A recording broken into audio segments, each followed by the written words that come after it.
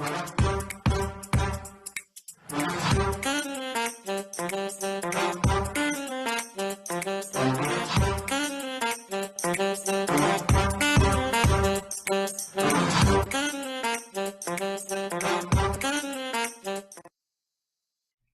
noon mga kababayan!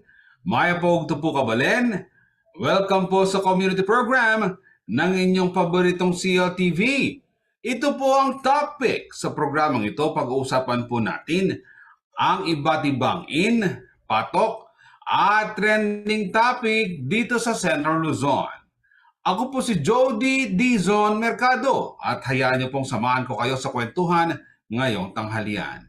Live po tayo sa Free TV at sa lahat ng cable partners ng CLTV at maging sa ating official Facebook account na CLTV 36 Official. Today is January 17, 2023, araw po ng Martes. Kaninang umaga po, katulad ng ating pag-inanunsyo kahapon, ay naging effective na po ang price increase para sa diesel at gasolina. Magkano ho bang itinaas ng presyo ng gasolina? Hanggang 95 centavos per liter ang idinagdag sa gasolina. Habang sa diesel naman po ay 3 centavos per liter po ang idinagdag sa diesel. Habang sa kerosene, ay ano naman po sa kerosene, no? Hindi po siya nag-increase, pero bumaba siya. Siyempre, kung hindi nga nag-increase, bumaba po naman ang presyuhan ng kerosene sa halagang 50 kada kilogram ng kerosene. So, sa ating pong mga motorista, medyo maliit pong itinaas pero malaki pa rin hong epekto niya lalo na ho sa ating araw. Pero meron pa hong nagbabadyang pagtaas naman. Saan naman po sa liquefied petroleum gas o LPG? Sa darating po na Pebrero, inaasahan pong tataas ang presyuhan ng LPG dahil po sa pagtaas ng demand ng LPG sa China. Dahil unti-unti na raw bumubukas ang ekonomiya roon.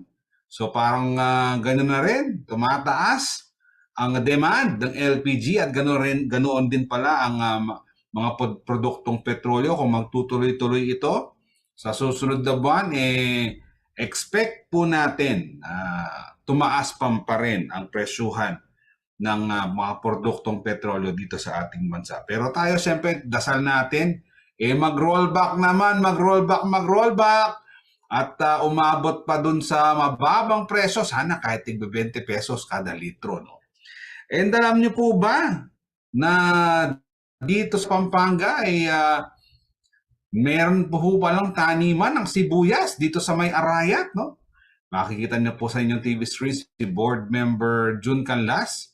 At ayan po ang kanilang inaaning puting sibuyas dyan sa may Arayat, no? At kung magtutuloy-tuloy po yan, why not, no? Talagang umpisahan na ang pagtatanim ng sibuyas dito sa Pampanga. And hopefully, masuportahan niya ng ating gobyerno.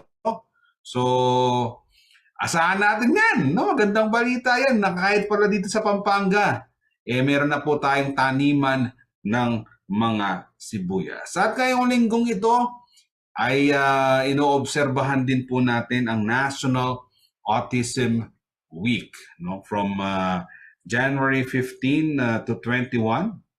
And siyempre, ngayon pong sa panahon pong ito, sinusulong po natin ang kapakanan ng ating mga kababayan na dumaranas po ng autism, no? Ang ganitong klaseng kondisyon. And siyempre, bigyan po sila ng pantay na karapatan dito sa ating bansa. Huwag po natin silang ikahiya.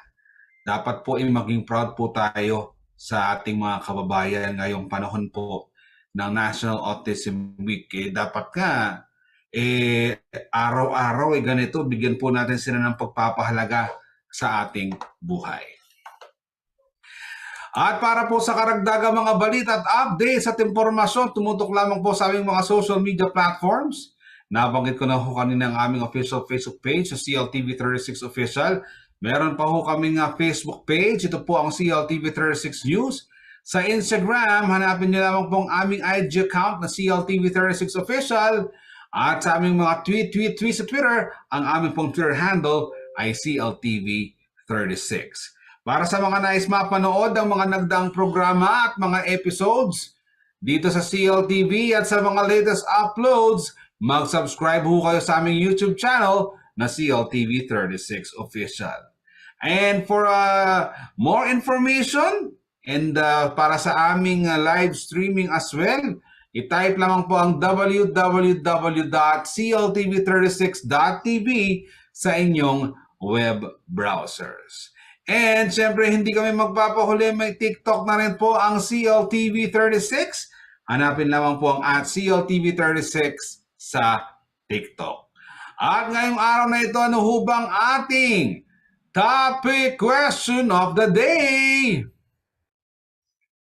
Anong paborito mong paraan ng pagluluto ng itlog? Ang itlog, masarap sa almusal. Feeling ko ang itlog para siyang all-day food, no? Kung walang pang-almusal, magprito ka ng itlog. Ganon din sa tanghalian at hapunan. Any time of the day, pwede kang kumain ng itlog. Prito man yan, nilaga man yan. Kaya nga, sumagot na ho kayo sa aming topic question of the day. Ano ho ba yung paborito niyong paraan ng pagluluto ng itlog? Babasahin po natin ang inyong mga komento maya-maya po lamang. At umpisahan na po natin muna ang unang birthday greetings sa araw na ito. Nais ko pong batiin ng happy birthday si Gab Tayag, si Gabriel Tayag, ang minamahal ng aming kasamahang si Justin Dizon. Gab, sa iyong kaarawan, sana'y maging masayang celebration ng iyong birthday kasama ng iyong pamilya, mga mahal sa buhay, kaibigan. At napalagay ko marami ang mabubusog dahil sa iyo, ang pagkain at ang mga bisita ang kakain. Lahat sana ng iyong mga birthday wishes ay matupad, Gab. And wishing you good health and more blessings. And lahat sana ng iyong mga hangarin sa buhay, mga plano, mga gustong pang gawing mga pelikula, magawa mo lahat yan. Mag-birthday ka hanggang gusto mo. Enjoy your day. Happy birthday, Gab tayo.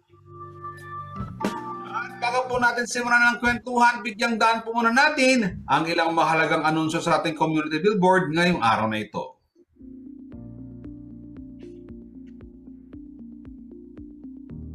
May scheduled power interruption po ang Pelco 2 sa January 19, 2023, araw po ng Webes, sa pagitan ng alas 9 ng umaga hanggang alas 5 ng hapon. 8 oras po ang brownout at ang mga apektadong lugar po ay sa bahagi po ng bayan ng lugar, Analubao, partikular po sa Barangay Santa Cruz, sa Sitio Looban at Sitio Biclong. So sa may po ito Barangay Santa Cruz, Lubao.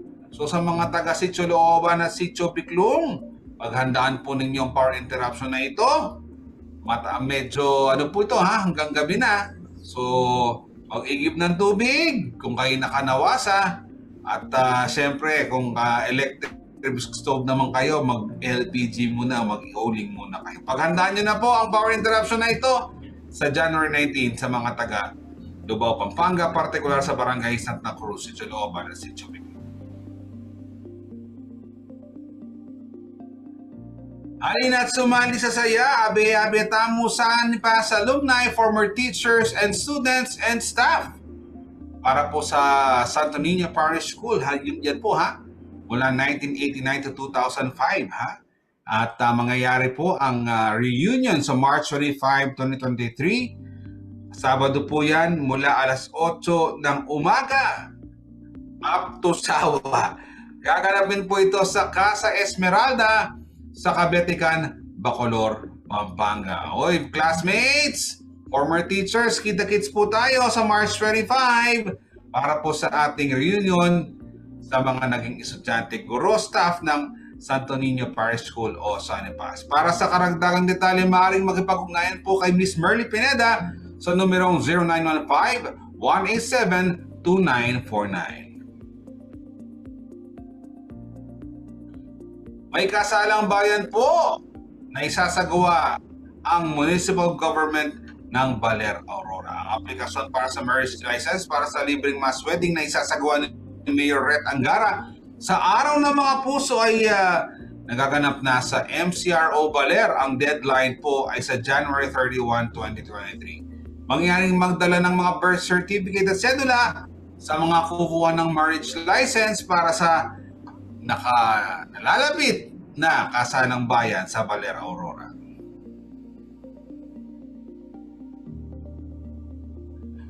Meron pang kasalang bayan pa ngayong 2023 para sa mga taga-Bustosenyo at sa February 14 din po ito. At hatid po ito ni Mayor Iskul Juan para sa mga taga-Bustos, Bulacan. Ang kasalang bayan po ay gaganapin sa Bustos Gymnasium sa February 14. Ang mga requirements po rito ay birth certificate, residence certificate, pahintulot ng ama kung ang magpapakasal ay 18 to 20 years old, pahintulot ng parehong magulang kung ikakasal ay 21 to 24 years old. Ba't ganun, no? May mga pahintulot pa sa magulang. Katibayan ng hindi pa kasal, kailangan ng isa sa ikakasal ay taga-Bustos. At meron po dapat kayong sinumpaang salaysay sa harap ng notaryo publiko na kayo nagsama ng 5 taon pataas at kapwa walang pananagutan sa iba. Ang deadline po ng submission of requirements ay sa February 4, 2023. Sa mga nais mag-apply, makipag-ugnayan lamang po sa Municipal Civil Registrar upang may handa ang lisensya ng kasal. At sa ating pagbabalik, paborito mo ba ang itlog? Paborito din yan ng ating bisita sa kanyang carving, sa pag-uukit ng iba't ibang mga disenyo. Kilalanin po natin siya sa ating pong pagbabalik.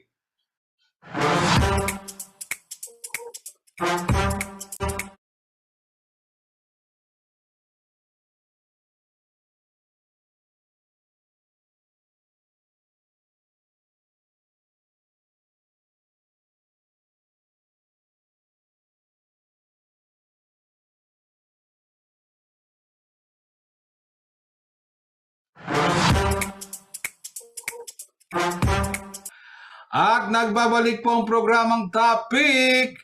Nais ko munang batiin ng happy birthday si Ryan Balunzo. Ryan, sana'y maging masaya at makabuluhan ng pagdiriwang ng iyong birthday. Nasaan ka man ngayon, kung ikaw ay nakasakay ng barko, enjoyin mo lang ang birthday mo dyan.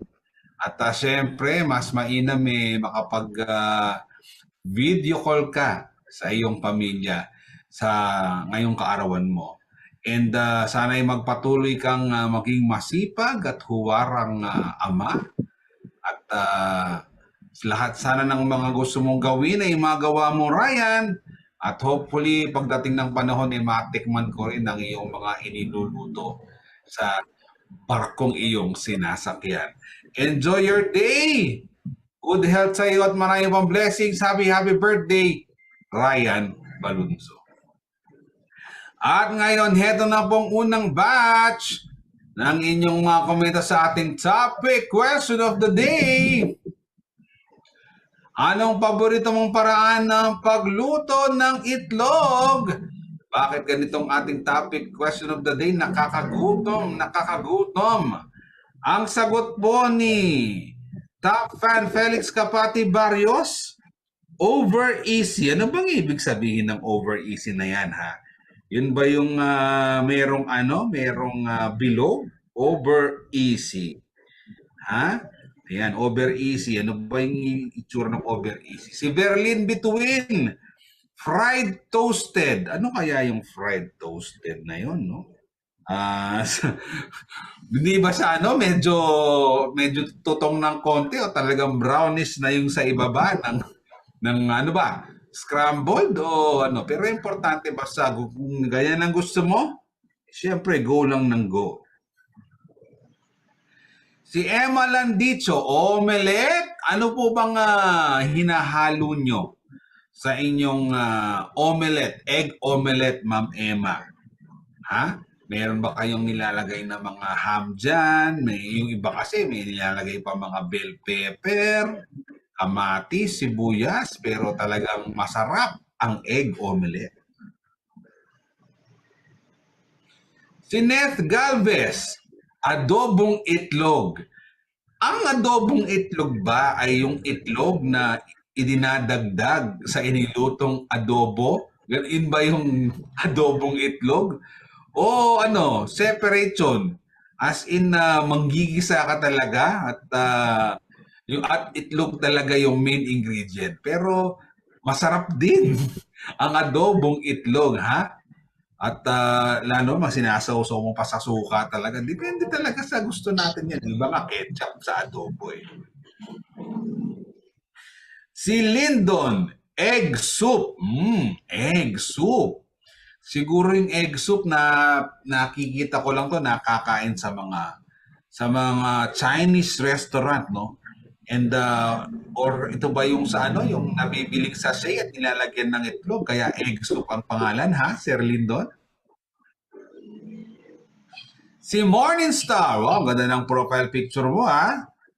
Hard-boiled egg with tomato puree drizzled with soy sauce. Napaka naman ito. Napaka-sosyal pakinggan. Hard-boiled egg with tomato puree drizzled with soy sauce. Ano kayang Tagalog nito? Anong tawag doon? Pinakulo ang itlog na mayroong kamatis at toyo. Yun ba yun? Maraming salamat po sa inyong mga ipinadilang komento. Tuloy-tuloy niyo lamang pong isend ang mga yan at babasahin natin ng mga ito. Sa ating programa, maya-maya po lamang. Alam niyo po ba na bata pa lang ay mahilig na po ang ating bisita sa pagdodrawing. Ayon sa kanya ay kalahati ng kanyang buhay ay nasa paglilikha ng iba't ibang artwork sa iba't ibang pamamaraan. Kaya naman pati ang paborito nating pang-almusal sa itlog, hindi niya pinapalampas. O syempre, magluluto muna siya ng itlog, tapos itatabi niya yung eggshell, imbis na itapon. At alam niyo bang sa mga eggshell siya, nagka-carve ng iba't ibang mga disenyo. Pero bukod sa eggshell, ha, alam ko, marami pa siyang ginagamit na medium sa kanyang carving. Kilalanin po natin ang ating talentadong carving artist na taga Plaridel, Bulacan, si Ginoong Elmer J. Reyes. Welcome po sa ating programang topic, Sir Elmer. Magandang umaga, Sir Jody. Magandang umaga rin po sa mga katapik natin na sumusubaybay sa programa. Sir Elmer, katulad po ng mga nagdaang bisita natin sa ating programa, bibigyan ko ho kayo ngayon ng pagkakataon na i-greet, i-shout out, batiin lahat ng gusto nyong batiin, kapamilya, mga mahal sa buhay, kaibigan, followers, subscribers, mga kabarkada, kasi siyempre Sir Elmer, siyempre nasa TV kayo, gusto ng mga yan nababanggit yung mga pangalan na sa TV. Kaya Sir Elmer, you have all the time in the world. Sana wala ho kayong makalimutan sa iyong mga greetings. Go ahead po. Sige po, salamat po. Unang-una po, binabati ko po ang aking asawa na si Mildred Reyes at ang aking anak na si John Emery Reyes na ngayon ay nasa school. Gayon din po ang aking pamilya dito sa Bulacan. Unang-una na po sa aking ina na number 1 kong taga-suporta sa mga ginagawa ko, si Eleanor Lenny Reyes. Ganon din po sa mga kapatid ko, kay Ate Eva, kay Edith, kay Kim, sa lahat ng mga kamag-anak ko dito sa Plaridel, Bulacan. Gayon din po sa mga kamag-anak sa side ng misis ko sa Santo Domingo, Nueva Ecija. Hindi ko na po kayo isa-isahin, basta lahat po kayo, binabati ko po kayo lahat. Saka sa lahat po ng mga client na patuloy po sumusuporta sa ginagawa ko. Maraming salamat po. Huwag ho kayong mag-alala kung hindi ho nabanggit ni Sel Ermer ang inyong mga pangalan. Kay nananatili naman ho kayong sa kanyang puso at isipan. Love na love pa rin kayo ni Sir Elmer. Hindi nga lang ngayon sa sa greetings. Pero Sir Elmer, kumusta po kayo ngayon? Kumusta po kayo ngayon? Okay naman po. Bali, currently po nagtatrabaho ako as barista, tapos isinasabay ko po siya na other source of income, yung paggawa ko naman po ng mga obra. Oh, very interesting Sir Elmer. Yes po. Paano ka naman napasok muna sa pagbabarista? Nagkaroon ka ba ng pa-training? Or matagal mo na gusto maging barista, Sir Elmer?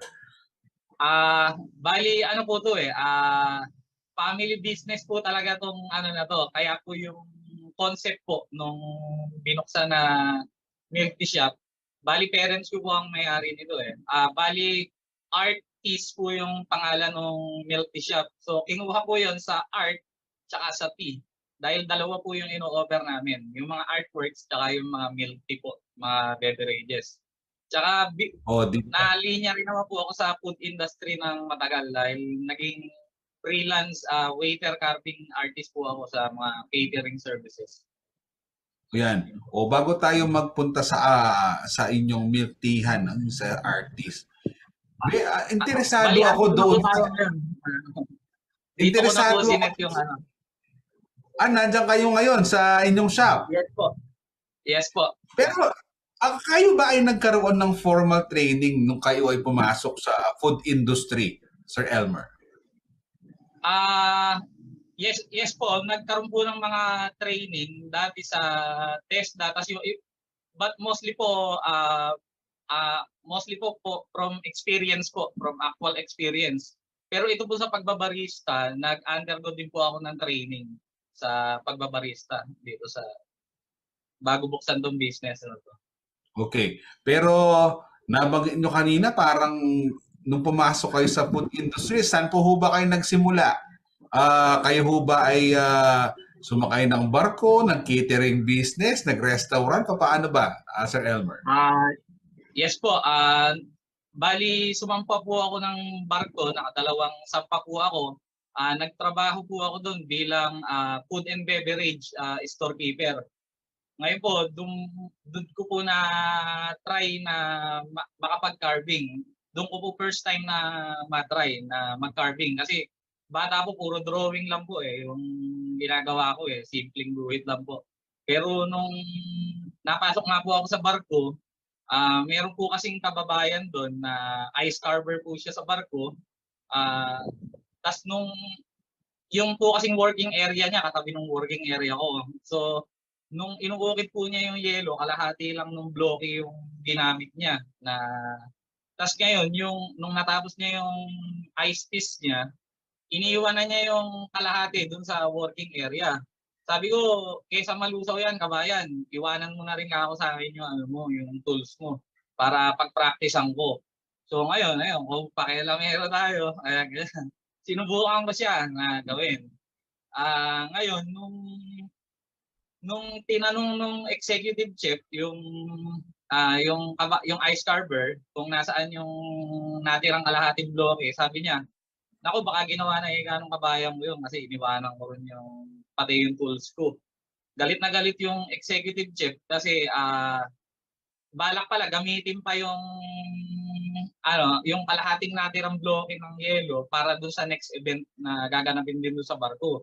So ngayon, bumaba yung executive chef, balak niya ako i-charge ng 50 euro para doon sa kalahating bloke na ginamit ko. Pero nung nakita po niya yung finished product ko, which is angel fish po yung inukit ko na may seaweed sa likod, nagustuhan po niya yung finished product. Kaya pinaakyat po niya sa itaas, tapos pinalagay po doon sa gaganaping next event.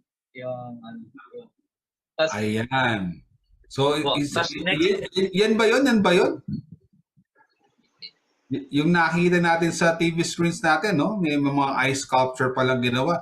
Pero Sir Elmer, nung nakita yung galing mo dito sa paggawa ng mga ganyan, ano ba sabi nung chef ngayon? Oy, ganyan na lang ang gawin mo, wag ka nang ano.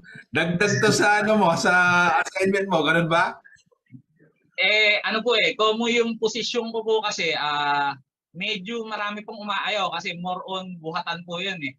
Yung pong mga pinopromote nila from utility papunta doon sa posisyon ko, puro nagpapabalik po sila sa utility position. Dahil hindi po nila kaya yung hirap ng buhatan. Kasi pawis po, buhat kayo, pasok sa freezer, magpo-frozen yung pawis nyo. Sakit po ang inaabot ng karamihan sa napapasok doon sa posisyon ko.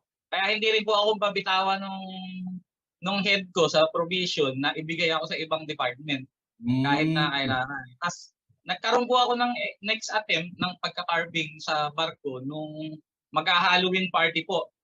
Umorder po ng mga kalabasa yung barko para dun sa pumpkin carving competition na gagamitin sa Halloween. Tapos every department po, nagparehistro po sila ng representative nila na sasali sa competition. Ako po, hindi naman po ako nagpa-register dun sa competition na yon. Pero kung sobra-sobra po yung na-order na kalabasa, nag-try po ako na okay din. Umukit po ako sa kalabasa ng scary face po ng normally nakikita nyo sa ano, plus meron po siyang ahas na nakapulupot sa itaas sa tangkay ng kalabasa. Na nung nakita po nila yon, kahit hindi po ako yung kasali dun sa competition, yun po yung napili nilang gawing centerpiece dun sa Halloween party ng gabi rin po na yun. Tingnan nyo yung unang kwento ni Sir Elmer, sobrang tipak ng yelo ang pinagpraktisan. And sa pangalawa, sobra-sobra naman ng mga nabiling pumpkin at kalabasa, no? And na-appreciate ka agad yung mga gawang obra ni Sir Elmer. Pero sa ating pagbabalik, nabanggit ko kanina una drawing muna. Paano ba siya namulat sa industriya or sa larangan ng sining itong si Sir Elmer? Yan po ang ating pag-uusapan sa pagbabalik po ng inyong programang Top Pick.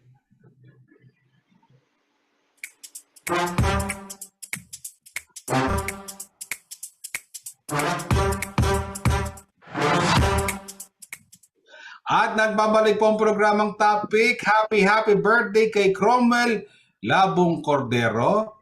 Cromwell, and celebrate your birthday in a very, very happy birthday way with your family. And syempre, wishing you good health, more blessings. And syempre, ingatan kayo. Ilayo kayo ng Panginoon sa anumang sakit at kapahamakan. No? Matagal na tayo hindi nakikita, Cromwell.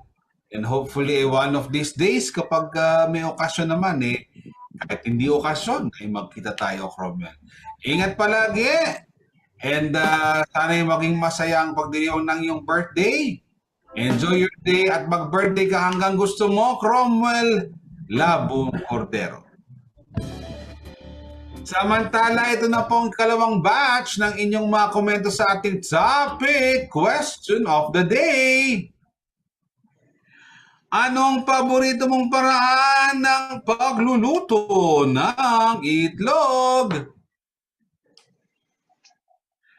Ang sagot po ni Wilda Lambino Dairit, hard-boiled egg with noodles with the ano ba yung emoji broccoli and pechay. Anong noodles ba yung nilalagay mo dyan, Ma'am Wilda? And parang nakakatakam yung iyong hard-boiled egg with noodles, ha? Si Rico Noel Son, 1 day old street food ba?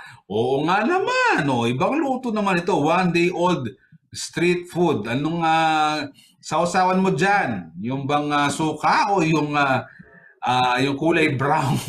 Yung sauce, Sir Rico.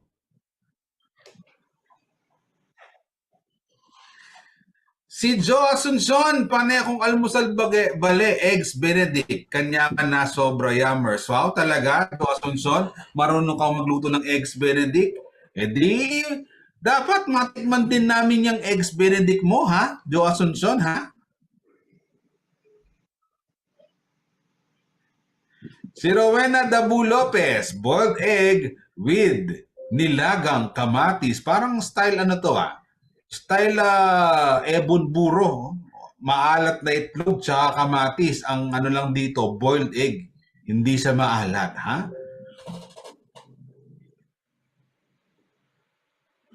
Si Yan, Tuason, mainit-init pa, sabay kain, sunny side up. Yung po bang sunny side up na gusto nyo is medyo malasado pa? And masarap talagang i-partner kahit saan ng sunny side up na yun. Hotdog, bacon, ham, ha? Pwedeng-pwede yan. Si Alvin Quijado, ako po yung sobrang chips sinasama ko sa scrambled egg. Anong klaseng chips ba yung sinasali mo sa scrambled egg, Alvin, ha? Ano ba? Chips ahoy? Potato chips ba yan, Alvin, ha? Very interesting ang mga ipinapadala niyong komento sa ating topic question of the day. Diba? Iba-ibang klaseng luto ng itlog. And yung kanina nga, may nilalagay pa daw siyang chips kapag nagluluto ng scrambled egg. Basta ipadala niyo lamang po mga komento niyo at babasahin po natin yan sa ating programa hanggang matapos mamaya. Kasama pa rin po natin si Sir Elmer. Sir Elmer, paano ho ba kayo nagsimula sa sining, no? Yung mga nai-interview natin sa ating programa, sabi ng iba, nagsisimula kami, nagdo-drawing ng mga anime, mga Voltes 5, mga robot, mga Dragon Ball. O kayo ba, Sir Elmer, paano kayo nagsimula sa pagguhit po? Gaya po nung nabanggit ko kanina, nung bata, mahilig na rin po akong mag-drawing. Superman naman ang dinodrawing ko nung time na yun, nung bata ako. Tapos, nung nag-college naman po, nag-aral naman po ako, kumuha po ako ng kursong drafting technology na may kinalaman din po sa pagguhit. And ano rin? Ko rin po yung skills doon. And parang itong talento mo, no, doon sa pagguhit, tapos parang nagkaroon ng formal education sa drafting. Parang ito ngayon yung naidala mo, no? Parang ito ngayon yung naidala mo na una sa ice carving, Sir Elmer. Yes po. Doon po ako, nahasa rin po doon yung pagdodrawing ko nung kumuha ako ng kursong drafting. Tapos na-i-apply ko po siya sa mga ginagawa kong program. Yun. Pero Sir Elmer, nabanggit mo kanina, nauna mo nang nakwento, parang 2 beses pa lang yata ka nakapag-ice carving yung sa barko. Afterwards noon, hindi na naituloy yung paggawa mo pa ng ice carving, Sir Elmer? Yes po. One time po sa barko. Tapos yung second attempt ko po sa ice carving sa catering services po dito sa Bulacan. Bali, nag-carve din po ako doon na isang buong bloke na po yung ginamit ko. Tapos aside po doon, pagka sumasama po ako sa mga catering, bukod sa pag-waiter, pag-aayos ng event, nag-uukit din po ako ng mga prutas. Ako po yung nagsiset ng mga centerpiece na mga fresh fruit po yung concept nung events na ano. So after ng barko, dito naman sa Pilipinas, yung mga kababayan naman natin yung nag-enjoy sa mga pag-ukit ni Sir Elmer. Sir Elmer, nakikita ko tong mga prutas, no? Iba't ibang klaseng prutas. Paano ba ito ginagawa, Sir Elmer? Meron ka bang special na pangguhit? At paano ba? Meron ka bang kinokopyang disenyo rito sa mga prutas na ito? Yun pong nareklanin ko lang po. Ito lang po, plain na knife lang po yung ginagamit ko sa prutas. Ito rin po yung ginagamit ko sa sabon. Ayun na, medyo dumarami na. Kanina, yelo, tapos yes, prutas. Prutas. Opo. Pero Sir Elmer, yung bang mga inuukit mong prutas pagkatapos mong naukit, pwede pang kainin? Pwede naman po. Kaya alam ko yung iba po nanghihinayang, dinidisplay po nila, inuuwi po nila sa kanila. Alright. Kasi ito naman pero po yung tools na ginagamit ko para sa pag-uukit ng itlog po. Ito po. Pang dentista po siya, yung gamit kong tools. Ayan gamit po siya ng dentista. Yes po. ina-advance mo naman ako, Sir Elmer. Mamaya pa natin pag-usapan ng itlog. Pero Sige po. okay lang yan, Sir Elmer. Okay lang yan. Yes po. Kasi nabanggit mo naman kanina, nag-uukit ka rin sa sabon, Sir Elmer. Yes po, sa sabon. Bali, ginagawa ko naman po siyang souvenir sa mga events po. Na ano, yung pong iba, may mga birthday, ganyan, kasal. Ayan, nag-uukit po ako ng mga sabon na para sa mga principal sponsor at sa mga secondary sponsor. O di ba kakaiba talaga yung yung mga ginagawa ni Sir Elmer. Kaya lang iniisip ko Sir Elmer, no? Kunwari inukit mo yung sabon, ako rin yata manghihinayin akong gamitin yung sabon eh. Na Yes po, naging pan-display na lang po siya. yan. Sir Elmer, balik ako dun sa may ice carving, no? Gaano Yes. katagal ginagawa yung ice carving? Medyo mabilisan po ron kasi nalulusaw po yung yelo eh. Tsaka ano po siya, advisable lang po siya kung yung pagkaganapan ng event is fully air conditioned. Kasi kung mainit po yung area na paglalagyan, saglit lang din po siya lusaw. Matutunaw, Sir Elmer, no? How about Yes po. yung mga prutas, Sir Elmer? Gaano mo katagal to ginagawa? Overnight ba ito o sa mismong event? Doon ka sa tulok o ito, gawin mo lahat yan. Halimbawa po, yung 3 pakwan po yung disenyohan ko. Siguro, kung sinimulan ko po siya ng umaga, bago yung event na tanghalian, nakaset up ko na po lahat yon, yung mga ano na yan. Lahat ng inukit ko, tsaka yung mga kailangan pang i-disenyo sa fruit table. Ayun. So, talagang si Sir Elmer, nagamit niya yung angging galing niya, no? Mula yelo, naging prutas, naging sabon. And Sir Elmer, mamaya tayo magpunta sa itlog. Meron ka pa yatang ibang medium na ginagamit pa ngayon sa pagka-carve mo ng iba't ibang disenyo. Sumubok na po ako sa old coins po. Umukit na po ako noon nung nasa Qatar ako. Nabigyan ko yung mga kasamahan ko ron ng sample. Tapos, sumubok na rin po ako sa, yun nga po, plaka. Nung year 2020 ko po siya sinimulan. Ito po, yung nasa background ko po sa likod. Mga plakang inukit din po yan. Tapos, yun nga po, yung last year po, nasundan siya, yung sa egg nga po, yung pinag-uusapan natin. Tsaka po yung cow skull, last year lang din po. Ito pong nasa likod ko, bungo po ng baka yan na inukit din po. Na may ilaw po siya sa loob. May ilaw po siya. O sige, Sir Elmer, yung mga interesadong makita yung mga yan, saan sila pupunta, Sir Elmer? Yung mga iba't ibang gawa mo na interested at na siguro ma-amaze na makita yung iba't ibang mga artworks mo. Saan ba yan? Sa artist, saan ba yung artist natin? Yes po, ang artist Milky Shop po ay located sa Banga 2nd, Plaridel, Bulacan. Tapat na tapat po siya ng Iglesia ni Cristo, kaya madali po siyang hanapin. Kung gusto niyo pong makita ng actual yung mga artworks na naka-display dito. Pero pwede niyo rin pong i-check yung page ko na Artquarius Artist Booth, kung saan doon ko po ipinopost yung mga obra na available, tsaka yung mga nagawa ko na through commission. Ayun. So, marami-rami na sigurong nagawang mga obra itong si Sir Elmer, ha? Bago tayo lumipat doon kasi very interesting yung sa itlog kasi, di ba? Napakanipis noon, papaano niya nagagawa. Pero doon sa mga past, no?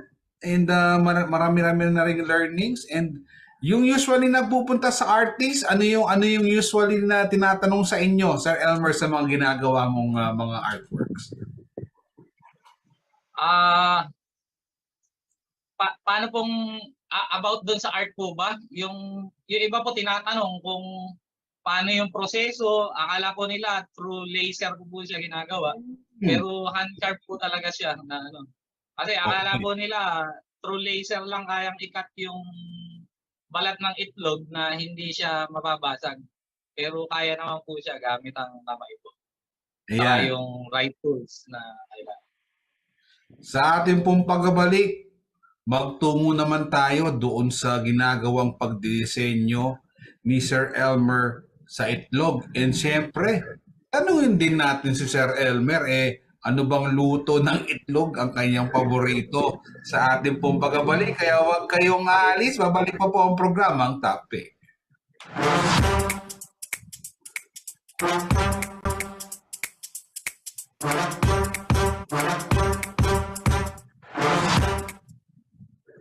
At nagbabalik po inyong programang Topic. Heto na po ang last batch ng mga komentong ipinadala nyo sa ating Topic Question of the Day. Anong paborito mong paraan ng pagluluto ng itlog? Hi Ma'am Jet! Si Tita Juliet Panes Berzamin, Malasadong Sunny Side Up. Yes, yung may ano pa ha, may natitira pang sabaw, yung pula ng itlog dun sa kanyang sunny side up. Masarap yan. Si Jeffrey Dizon, lutong toyo or tinola. Pwede ba yung itlog sa tinola? Ha? Parang kahapon lang yung anong sabi dun sa yung bistig manok. Ngayon pala may bistig manok pala at ngayon merong tinolang itlog. No kaya lasa nun, no? Si Princess AC, boiled egg, pagkatapos idildil sa asin, di papakin natin masarap talaga yan. Parang style sa mga bus, no? Yung mga binibentang mga itlog ng pugo, may kasamang asin yun. Yung iba nga, suka pa, yung nilalagay sa baso para masarap yung kain mo ng itlog pugo. Ito, boiled egg naman sa asin, dinidildil. Masarap din yan. Nakakagutom kahit usapang itlog lang. Si Veljo Mateo Monje, boiled egg lang. Sapat na. Lalo na sa mga nagda-diet, minsan boiled egg lang ang kakainin, pati bayan ng loob. Kung kakayanin sa maghapon ng isang boiled egg. Si Ray Tiny, soft scrambled, malasadong scrambled egg, Masarap din yan ng malasadong scrambled egg.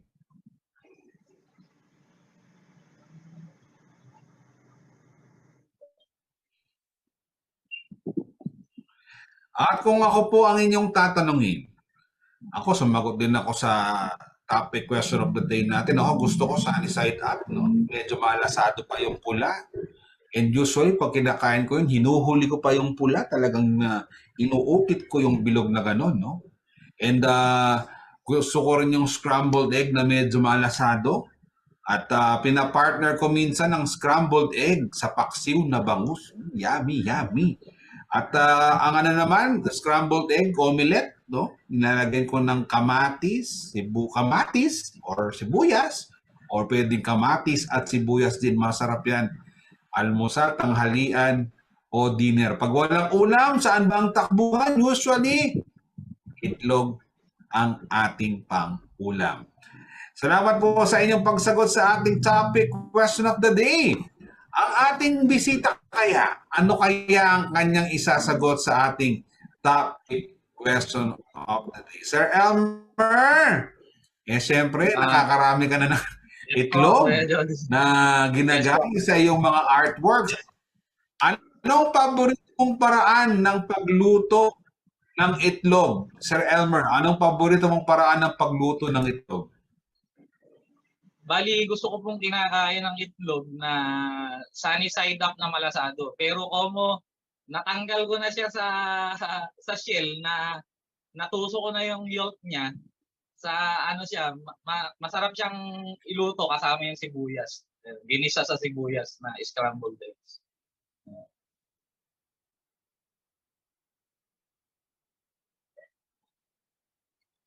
Ayun, no? Talagang parang talagang itlog, lifesaver. Pag walang ulam, hindi magprito ka na lang ng itlog. Pero Sir Elmer, Pag-usapan naman natin itong paggamit mo ng eggshells, no? O yung balat ng itlog sa iyong artworks. Sir Elmer, paano ka ba nagsimula rito sa paggamit ng mga balat ng itlog? Paano mo siya naisip? Baka pwede rin itong sa balat ng itlog, ganun ba? Bali, ang first attempt ko po sa eggshell carving is ostrich po. Kaya lang, kung hindi po siya readily available sa market, hindi po siya madaling Sir Elmer? makahanap ng seller, at yung itlog po ng manok ang mas madaling hanapin kahit saan. Kaya doon na lang po ako nag-focus doon sa yung kung saan madali ako makakakuha ng medium. Although mas delikado nga siya kasi sobrang nipis po niya. It is considered nga po na most delicate and fragile artwork in the world, yung pong chicken eggshell carving. Okay. Sir Elmer, sa lahat ng iyong mga disenyo na ginawa sa itlog, ano yung pinakamahirap na masasabi mong ginawa mo?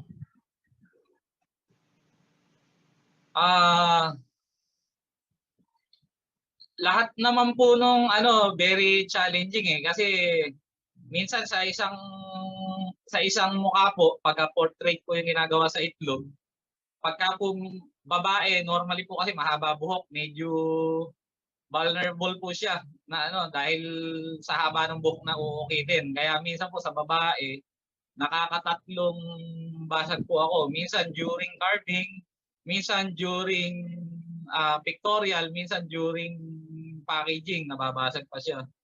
Pero yung iba naman po, one attempt lang, yung pong mga maikli lang yung buhok na yun po yung karaniwan, isang attempt lang po yung Tsaka prepared ko na rin po yung sarili ko na pinili ko tong medium na to. Alam ko kung gaano ka-fragile tong na to. Kaya mabasagan man ako, tanggap ko na. Kasi ito yung napili kong medium Meron naman pong way na para patigasin yung eggshell bago mo i-carve. Kaya lang po, hindi ko po siya ginagawa kasi parang wala na po yung challenge pagka ganun po yung ginawa niyo. Kaya ako po kasi pinili itong medium na to na very fragile kasi gusto ko po yung na-challenge po ako sa ginagawa ko. Ayun, no? Pero nakita ko kanina, Sir Elmer, yung snowman parang napakanipis na lang nung eggshell Talagang yun na lang kumakapit para hindi masira. Yes po, basag na po yun. Nung pinipicturean ko na basag. Buti nga po, napicturean ko po siya bago mabasag.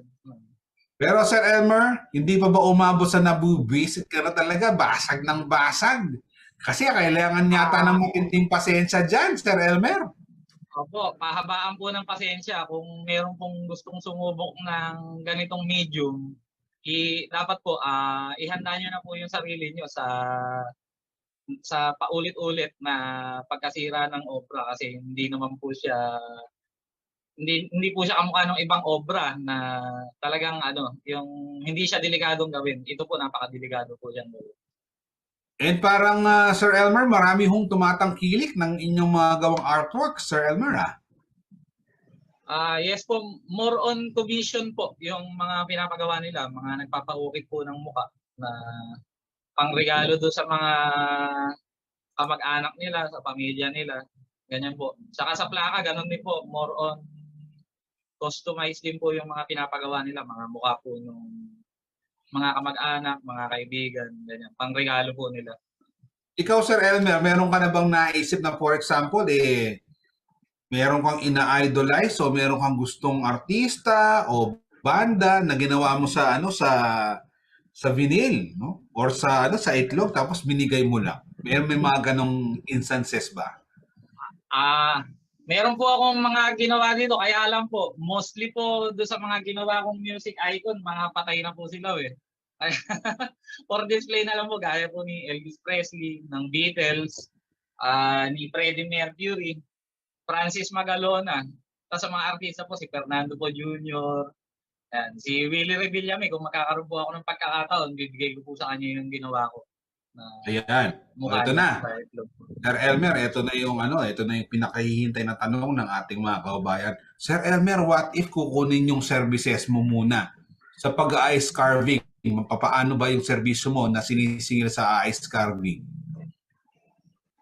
Ah, medyo matagal ko na po siyang hindi nasubukan kaya hindi ko po O sa, o sa alam kung prutas, sa magkano prutas. yung Sa prutas, pwede pa? sa prutas po, bali yung serbisyo ko po yung binabayaran nila, kanila po yung prutas. Tapos Hmm. gagawin ko po doon yung, halimbawa sa event po nila, ihahanda nila lahat ng buko kidding ko. I-display ko po yung sa buffet table as centerpiece. Tapos binabayaran po nila ako ng 1,500 to 2,000 pagka na-set up ko yung prutas. Depende, sir, no? Depende sa ganda ng disenyo. Yes po. Okay. O ngayon naman, sa vinil, Sir Elmer. Sa vinyl naman po, may mga, halimbawa po yung naka-frame po na vinyl, sa mga readily available designs ko po, 2,000 po siya yung naka-frame. Pero pagka po customize yung muka, 2,500 po yung isang muka. Tapos kung magdadagdag po siya ng another muka doon sa isang vinyl na yon, additional 500 po ng 500 sa Okay. bawat additional portrait sa isang. Yes po. Oh, baka makaligtaan ko ha, yung sabon, Sir Elmer, yung sabon. Pero piraso ba? Yes po, per piraso po. More on ornament naman po yung mga inuukit ko ron sa mga roses, mga daisy na yun po yung mga design na normally inaano ko, tsaka yung mga isda, ayan, mga ganyan. Tapos sa naman po, sa egg naman po, bali pag sa ostrich po na portrait po, bali 5,000 po yung singil ko sa ostrich. Sa 1,000 naman po sa goose egg. 800 po sa bibe tsaka sa manok. Ayun. So, iba-iba pala. Pero Sir Elmer, sa mga interesado, paano ka pwedeng kontakin? May nabanggit ka na kaninang Facebook page, no? At saan ka rin pwedeng bisitahin para makita yung mga gawa mo at makabili rin ng iba't ibang gawa mong mga milk tea, barista rin si Sir Yes po. Elmer. Yes po. Dito niyo po ako pwedeng puntahan sa Artist Milk Tea Shop. Located at Banga 2nd, Purok Sentro, Plaridel, Bulacan. Tapat na tapat po siya ng Iglesia ni Cristo kaya madali po siya makita. Nandito rin po yung mga obra ko, mga sample obra ko na kung gusto niyo makita ng personal, kung hindi naman po kayo makakapunta, pwede niyo pong i-check yung page ko na Artquarius Artist Booth kung saan doon ko po ipinopost yung mga nagawa ko pong obra na yung mga true commission tsaka yung mga binibenta ko po. Pwede rin po nila akong makontak sa number na 0955-190-9108. Yan po. O, di ba? O sa ating pong mga kababayan, wag na kayong magpatumpik-tumpik pa. Kung gusto nyo magpasyal sa Plaridel, ha? Tungo kayo sa artist para makita niyo yung mga gawa ni Sir Elmer. At para kung kayo maengganyo, ay makapag-order na rin kayo. Alam nyo, kakaibang panregalo, ha? And nga siya, for all occasions, itong mga gawang obra ni Sir Elmer. Sir Elmer, maraming salamat po sa inyong oras na ibinigay sa amin. At sana'y patuloy ho kayong gumawa ng iba't ibang mga obra na talaga namang nakakabilib, no? Nakakabilib at syempre nakakatulong po sa inyong ikinabubuhay sa pang-araw-araw. Oras na po para magpaalam. Maraming salamat po sa inyong panonood sa ating programang Happy. Yes. At sa aking anak na si Harper Arabella at wife na si Patricia, kaluguranda kayo. Ako po si Jody Dizon Mercado, taga rito kasama nyo. CLTV 36, atin to.